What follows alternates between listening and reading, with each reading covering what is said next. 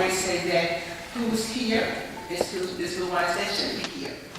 And we are all going to partake in a wonderful evening, an evening of education, and an evening of celebrating the reason why we're here. Our first night of Kwanzaa. At this time, it gives me pleasure and it gives me honor in introducing our presider towards this evening.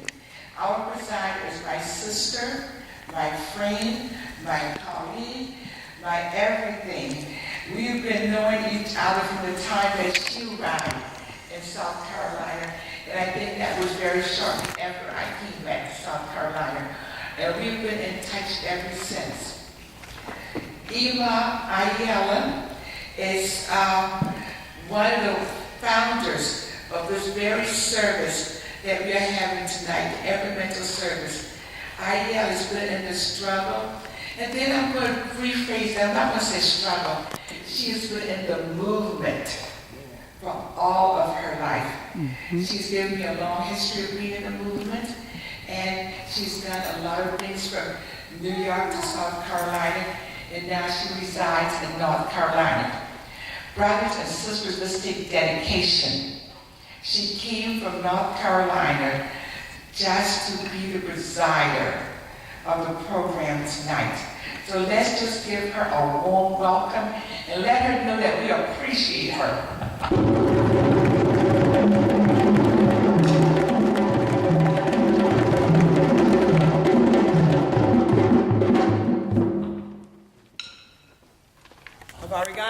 So if the young people who are here tonight know exactly where you are. But Emmanuel AME Church is known as Mother Emmanuel. Go on and teach. And the oldest congregation of blacks south of Baltimore, Maryland. As we call upon our ancestors tonight, we must remember those who were also members of this church, like Denmark VC, who was responsible for an uprising. 1820. As a result of that planning, you know, you always have to have a snitch in the midst of us. And the church was investigated, but the uprising took place. So as we continue with our libation tonight, we're going to remember Denmark VC. And I decided to go and do a little research and find out a little bit more about Emmanuel. And I understand that the church was destroyed by an earthquake in 1886. That's right. And rebuilt. And that the pastor of the church, Mr. Nichols, and his wife, their bodies were exhumed and is now entombed in the steeple of this church. So we are in the presence of greatness. Allen University also came out of this church. It's important for you to know who you are.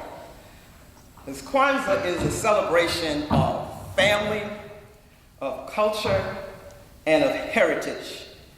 So when we came here and were made into slaves, I'd like to also add that, if I understand correctly, if I remember correctly, that Richard Allen also started the African Free Society. And I said I cannot put my feet into Emmanuel Church. I know that it's historic, but I don't know all that I need to know. And I'm challenging all of you to check your city out. Charleston, South Carolina. Come on now. The place of my birth. Yes. Little old Vivian. Born on 103 America Street. All right. Right on the east side. Went to kindergarten at Shaw Center. Stop now. First grade at Calvary Episcopal. Yes. All right. And then matriculated to Rhett. And then Burke. So I'm just proud to be from this city by the sea. Yes. And it's good to be home. There is no place like home. And I didn't have to click my feet like Dorothy to find my way back, because I'm not lost. All right, Yes. there you go. You know, so when I came back, as Sarah said, about more than 25 years ago, I was just here.